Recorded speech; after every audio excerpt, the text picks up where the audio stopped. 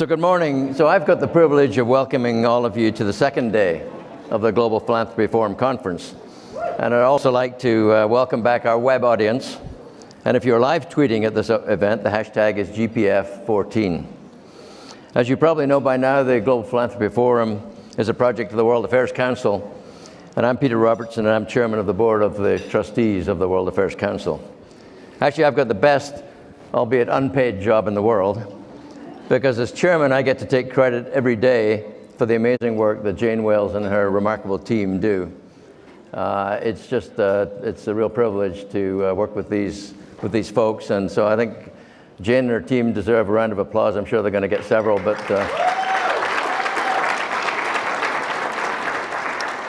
I hope you enjoyed the first day of GPF yesterday. I got to say, I thoroughly enjoyed the program. The downside for me was that I learned that if you're over 60, you're considered old by this group. So that was kind of downside. On the upside, I'm a proud 43-year veteran of the oil and gas industry. That's upside for me. And I was delighted by the presentation on beach art that was made by the Langs. I realized for the first time that my petrochemical business extends into the art world. And that we not only supply your transportation and heating fuel, but we also enable art. So who says we can't do it all? Yesterday, we were introduced to two tracks of the conference: Planet, the Earth's changing physiology, and People, changing demography. And as we learned about the various challenges, such as planetary and demographic change and the challenges that these are bringing, we also worked together in the working group sessions to turn these challenges into opportunities. And we're able to continue this dialogue about smart, sustainable development this morning with a very special guest. Dr. Yong Kim, president of the World Bank, will be joining us by video today. I can tell you in the back room, it's been getting that video to work has really been something. We're only 5 miles from Silicon Valley and we've been stretched. But anyway, it's working. So soon after Dr. Kim became president in July 2012, he announced a set of sweeping changes to align the staff, the finances, the priorities of the global institution to meet the twin goals of ending extreme poverty by 2030 and boosting shared prosperity for the bottom 40% of the population in developing countries. He said at the outset, he said, no more business as usual. Trained as a physician and an anthropologist, Dr. Kim has received several awards, including a MacArthur Genius Fellowship, and he was named as one of the 100 most influential people in the world by Time magazine. Dr. Kim will deliver some short remarks and be interviewed by Tom Kalil, Deputy Director for Technology and Innovation for the White House Office of Science and Technology. So please join me in welcoming Tom to the stage.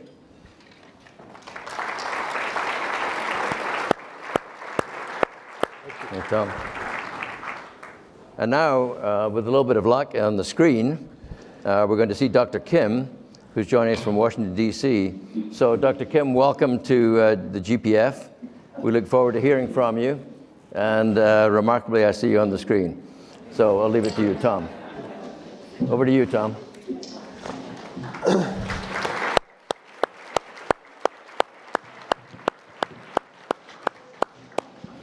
Please, Dr. Kim, get started. Thank you very much. It's really a great pleasure to be with you today. The theme of this year's forum, Global Goals, Citizen Solutions, really gets to the heart of the approach we're taking here at the World Bank Group. Last year, we announced two ambitious goals that are now the central purpose of everything we do here. First, to end extreme poverty by 2030, and to boost shared prosperity for the poorest 40% in every developing country. Our goals are fundamentally about making change in the world. Fundamental change, we believe, is possible. I know because I participated in some really remarkable changes myself. On a personal level, I was born in Korea in 1959, and back in those days, there were really only a few thousand Koreans who dreamed of being, or even knew what it was like to be part of a global middle class. Today, the vast majority of Koreans have joined the club, and Korea's GDP now ranks 25th in the world at $31,000 per capita, ahead of Spain, Italy, and New Zealand. On the year that I was born, the GDP per capita of Korea was lower than that of Ghana. Today, poor people around the world have very high expectations for their future, and especially for their children's futures. Everyone can see how everyone else lives on their smartphones, on their village TVs, at the movies, and they want to be part of it. In Uttar Pradesh in India, I visited the largest and also the poorest state in India, and I watched as villagers in Uttar Pradesh were watching Korean soap operas on their smartphones.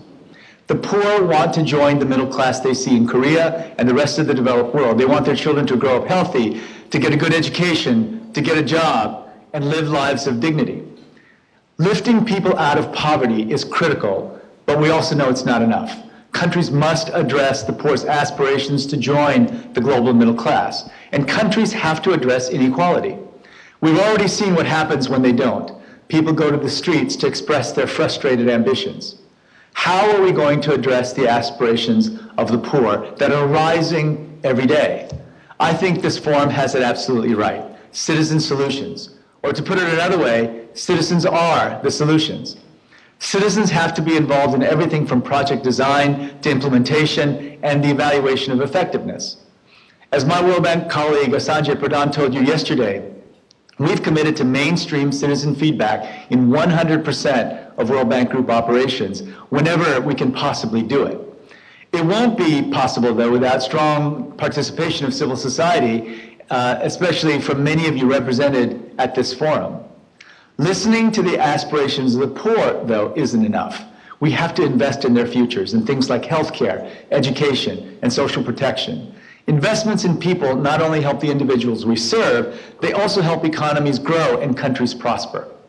The Lancet Commission, in a recent study, found that between 2000 and 2011, 24% of economic growth in low and middle income countries resulted from improvements in health. And a 2010 study found that even small improvements in countries' academic achievement, represented by the PISA scores, the so-called Program for International Student Assessment, result in substantial long-term economic gains. One very participatory way to get the poor involved in their own development is through conditional cash transfer programs. These programs provide monthly payments to poor families based on certain conditions. For example, sending children to school or to the doctor for checkups. Investing in people also means creating good jobs which provide an income and a stable future for their families. The private sector is responsible for 90% of all jobs in developing countries, and our research shows that good jobs are the primary way that the poor lift themselves from poverty. Finally, our investments in the future of the poor have to be sustainable. We know that climate change could reverse hard-won development gains and push millions of people into extreme poverty. Creating a sustainable economic future for the poor is an investment that benefits all of us, including our children and grandchildren. Philanthropy plays a crucial role in development, and we need your knowledge, experience, your networks, and resources to address the aspirations of poor people around the world. We're already working with you on things like early childhood development, financial inclusion, healthcare, from increasing access to immunizations to strengthening health systems, women's and girls' empowerment, urban sustainability, food security, and a host of other challenges. We'd like to expand our partnership with you so that we can better leverage each other's strengths. For the World Bank Group, that means learning from the philanthropic community's broad, global, regional, and local knowledge and expertise. From your capacity for long-term and flexible financing and willingness to take risks, and from your ability to reach very different audiences than we can reach through the World Bank.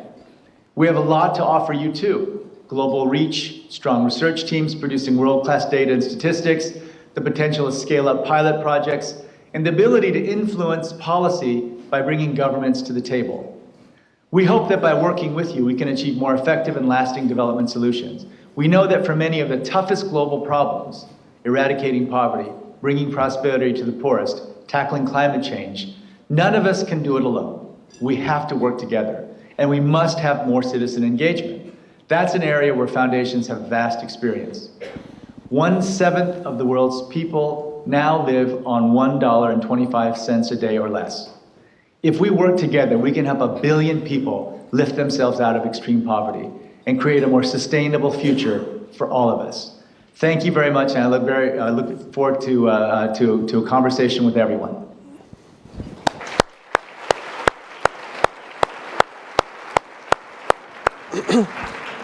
Thank you, Dr. Kim, for those inspiring remarks.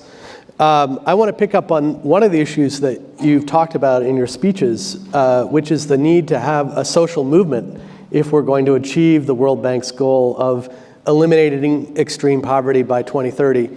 One usually doesn't associate the World Bank with promoting and encouraging social movements. So what role do you think the philanthropic and foundation community can play in making that happen? Well, Tom, we've known each other for a while, and you know that my background is that I participated a lot in social movements, and I have had the great good fortune of participating in some of the most successful ones in recent memory. I was very involved in the movement, first of all, just to tackle the problem of HIV/AIDS, but then I was involved in the movement to bring HIV treatment to everyone. And I remember when we started just how impossible everyone thought that movement, the movement's goals were. And now we look around and, a short decade ago, people were still saying that it would be impossible to treat anybody in Africa with HIV, and now over 8 million people are on treatment. And it's hard to imagine that Africa would be in the situation that it is today with growing economies, a lot of hope, a lot of optimism, if we hadn't tackled what was thought to be an impossible problem. So I really believe in social movements, and the key for any social movement is that you have to have participation and engagement with everyone. There's a role for everybody in a social movement to end poverty. I had the great opportunity to have an audience with Pope Francis, and I'd been working in Catholic-based communities in Latin America, where he lived and literally grew up, and so we had a great conversation. And I asked Pope Francis whether he would join us in this movement to end poverty, and he said, and he repeated just a very simple phrase. He just kept saying, "Cuenta conmigo, count on me, count on me." So if we have the Pope and the World Bank working together on a movement to end poverty, everyone can participate, and we count on you. Great.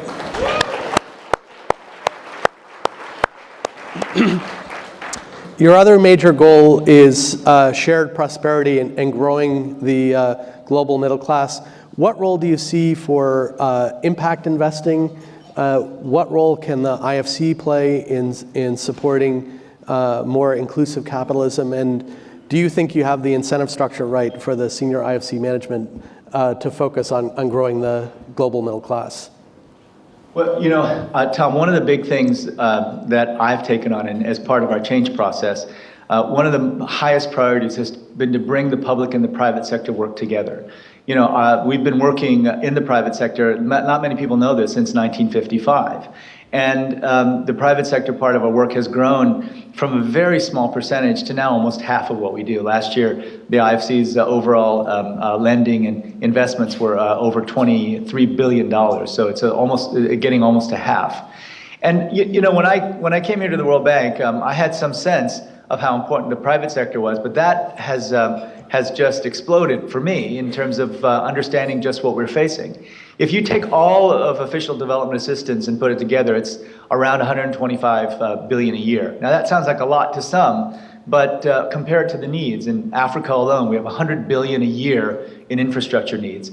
If you take just the BRICS countries, Brazil, Russia, India, China, and South Africa, they have about $1 trillion a year in infrastructure needs. So the official development assistance won't even begin to touch the infrastructure needs of the most important countries in terms of our development goals.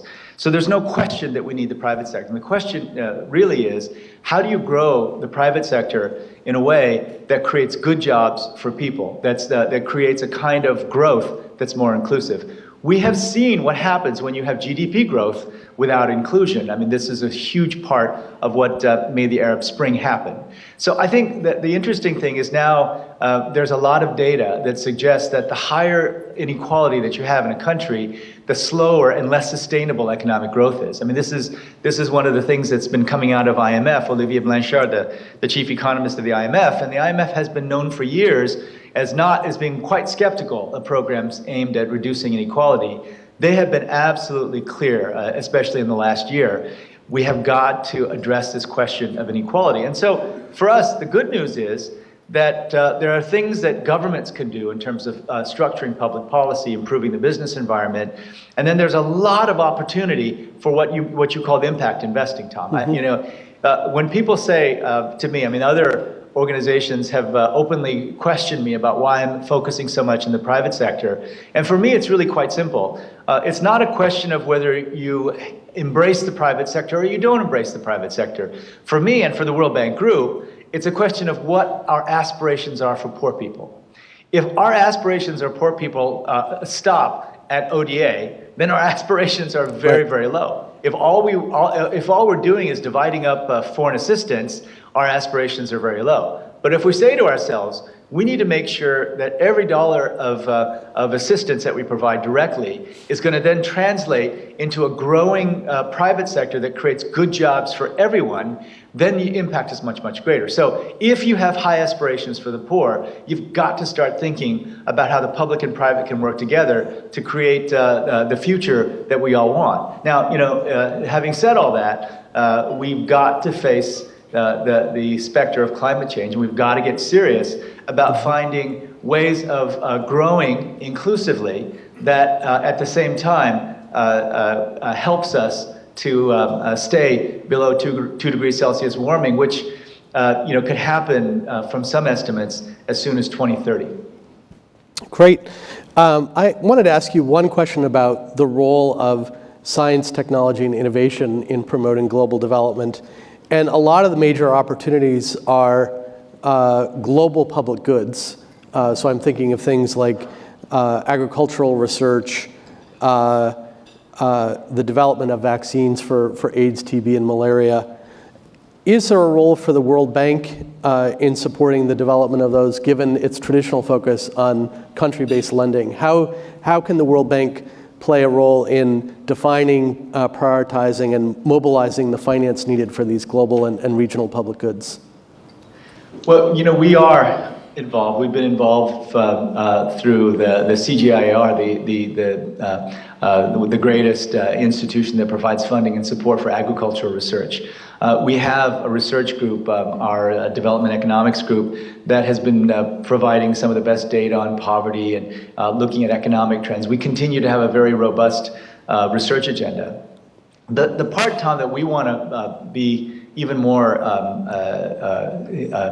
involved in and make our contribution is, I think that our greatest area of relative strength is that we have both produced and been the best consumers of data and evidence about how to take existing technologies and actually making them work in the countries.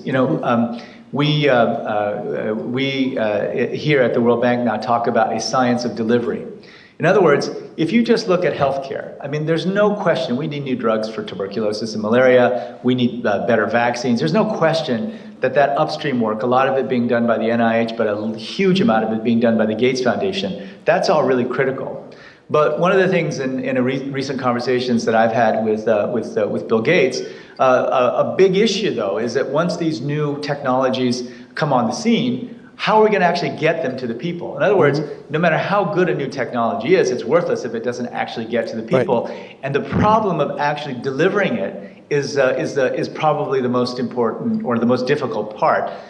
For me, delivery is the real rocket science of global development work. And so we're especially going to focus on bringing our expertise together to come up with innovative ways of actually solving problems. So much of development this is what you should do. And what we want to get really, really good at is this is what you should do. And these are the innovative ways that particular goal has been reached in all of these different settings. And prior to this new, the change process that we've gone through, what was happening in one region of the world was actually not spreading to another.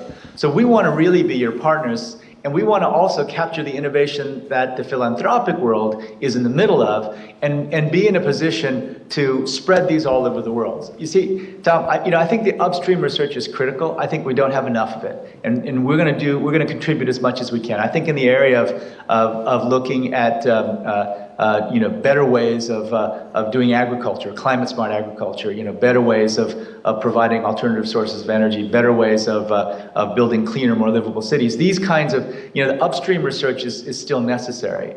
But the research that almost never gets done is that in-between stuff, which says, here's a technology, here's what to do, and here's how to actually make it work in all of these settings. Right. Being a practitioner myself, having put together programs to tackle tuberculosis and HIV, for me, it's just all that experiential sort of how-to knowledge that doesn't get captured well. We want to be the best in the world at capturing it, and linking that to the upstream research is, I think, the way we're going to get really transformative results. At the end of the day, we got a little more than 15 years to end extreme poverty. It's going to be tough.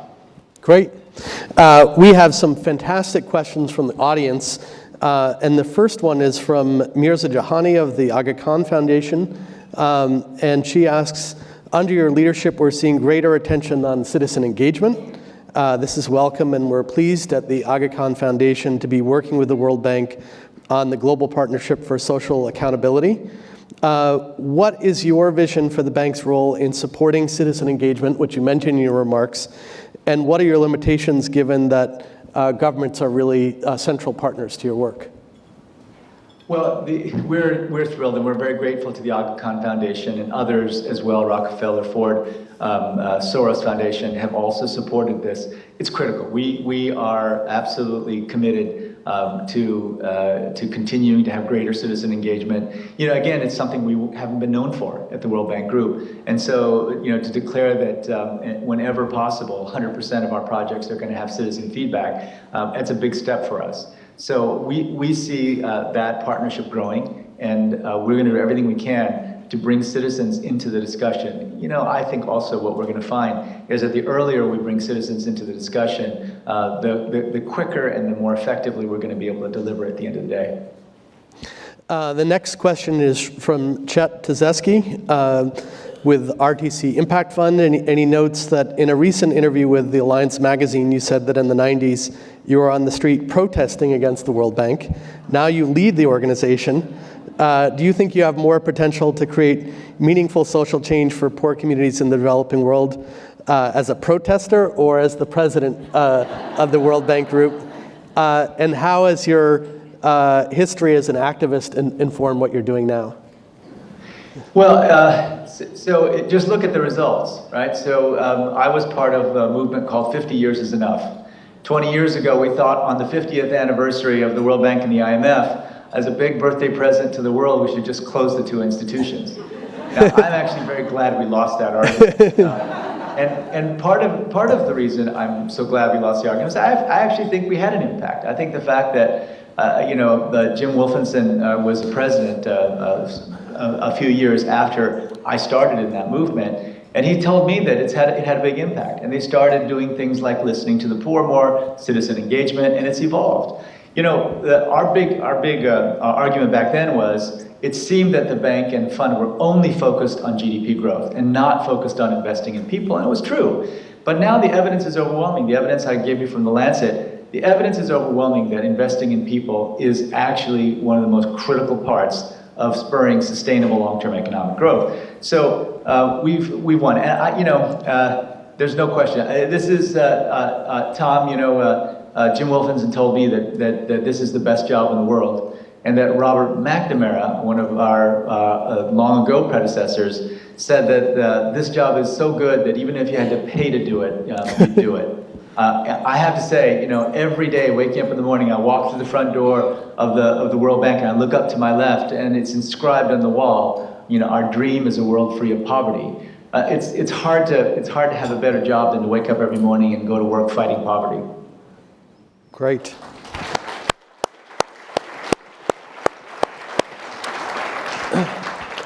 Our next question is from Ed Kane with the Hilton Foundation, and he asks, in your recent speech at the Council on Foreign Relations, in which you spoke about the World Bank's twin goals of ending poverty and helping the poorest people share in the wealth, I was struck by the fact there was no mention of the post-2015 development goals.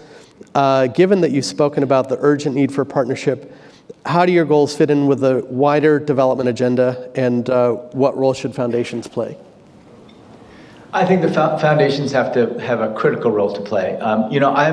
I work very closely with the UN Secretary General. I'm involved in lots of different activities, the Sustainable Energy for All. We work on Learning for All. There's many things we do. And this is, the Secretary General and I travel together. I mean, we went for the first time to the Great Lakes region. We went to the Democratic Republic of the Congo. We went to Rwanda and Uganda together. And when we landed, the Secretary General said to me that they looked in the history books, and that trip that we made together was actually the first time in history that the UN Secretary General and the World Bank President had ever traveled together. So our relationship couldn't be closer. And of course, we're following very carefully. Our role, and the role that the Secretary General just asked us, me and other heads of the multilateral development banks to lead, is to begin a conversation about how we're going to fund the Sustainable Development Goals. You know, the first set of goals were more or less a conversation around how we're going to divide up official development assistance. And again, that's $125 billion a year. So if that's all we are trying to do the next time around, I think, again, our aspirations will be way too low. So we're now starting off in a process where we're looking at the right combination of official development assistance, foundation support, private sector involvement, and come up with a much more complete picture of what we might be able to accomplish, what our aspirations might be if we took into account all the potential for funding. And you know, at the end of the day, the magnitude of our aspirations will in many ways be determined by the closeness with which we cooperate, but also it's going to be determined by how much we can make it clear that investing in the development of Africa, of South Asia, is going to be a good investment for the private sector. We've got to find ways to make it a good investment. Personally, you look at the infrastructure opportunities in Africa, and there are tremendous opportunities in which you can give poor people energy, reduce the cost of energy for those poor people. I mean, in Burkina Faso, they're paying 75 cents a kilowatt hour for energy, which is about 7 times what we pay in Washington, D.C. And we can give them more power, we can reduce the price, and we can also provide a return to investors. That's the kind of win-win-win situation we've got to be looking for, and that's what's going to make, I think, the Sustainable Development Goals even more impactful than the Millennium Development Goals. Great. Our next question is from Saad Ibrahim with the Ibn Khaldun Center for Development Studies in Cairo, Egypt. And he asks, when will the World Bank open a third window for lending to civil society organizations in developing countries? Well, the thing about me, and you know, all of the people who are in that room working in philanthropic organizations, all of you have a board. Now imagine this. Imagine if your board consisted of 188 member countries. And imagine that board lived with you every day. I have over 200 people representing the 188 member countries who live and work inside this building, meet 3 times a week, right? Now, if we want to do something like create a new loan window, I'm going to have to discuss this with my board. And it's an issue that has been raised.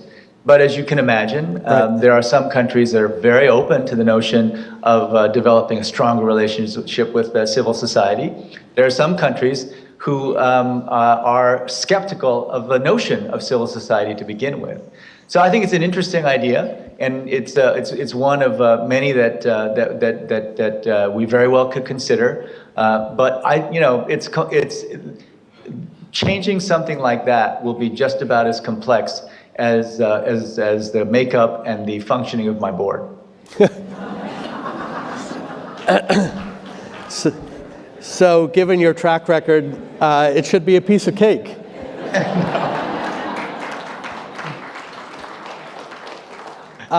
One last question, and that is that you've been working on this notion of a science of delivery for a while with your work when you were at Partners in Health and at Harvard.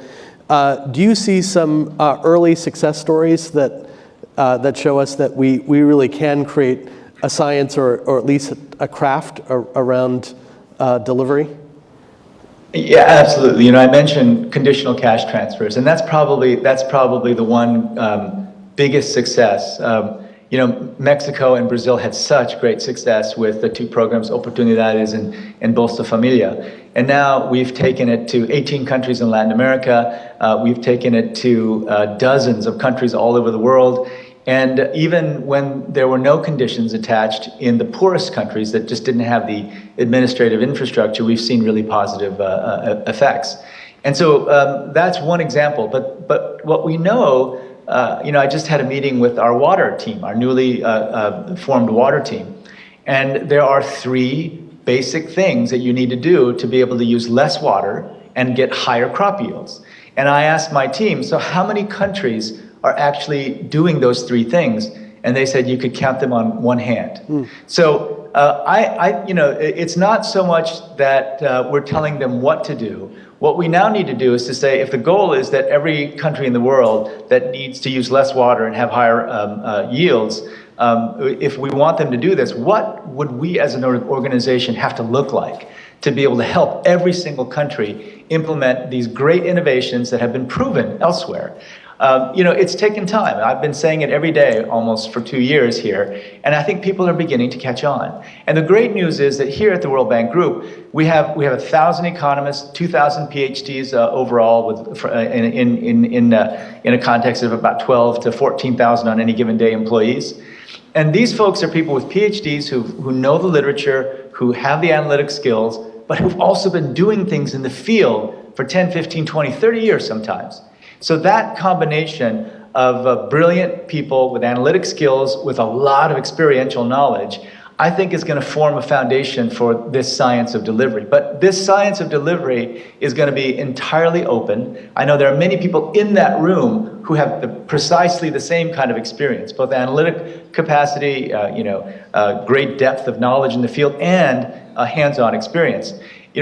We just haven't been serious enough about turning that into an organized field. It's not a discipline. It's not a discipline in the classic academic sense. It's a field. It's a set of problems that we can solve much more effectively if we tackle it together. So it's an open invitation to everyone in the room to be in touch with us and to work with us to develop this field so that we can rapidly scale up the innovations that we know are already effective. One very good friend of mine from WHO said to me, who had been working in the field of tuberculosis for years, he said, Jim, I'm so tired of pilot projectology. When are we ever going to get to scale-upology? So that's what it is. We're going to be focused on spread and scale of great innovations. We're focused on trying to develop new innovations ourselves in areas where we can be helpful. We'll support basic research. But I think together, if we take much more seriously this part of actually delivering value to people on the ground, I think we can make rapid progress. Great. Well, Dr. Kim, thank you for your vision and your leadership and your willingness to engage this audience and the great team that you sent out to engage the philanthropic community. So please join me in thanking Dr. Kim. Thank you. Thank you very much.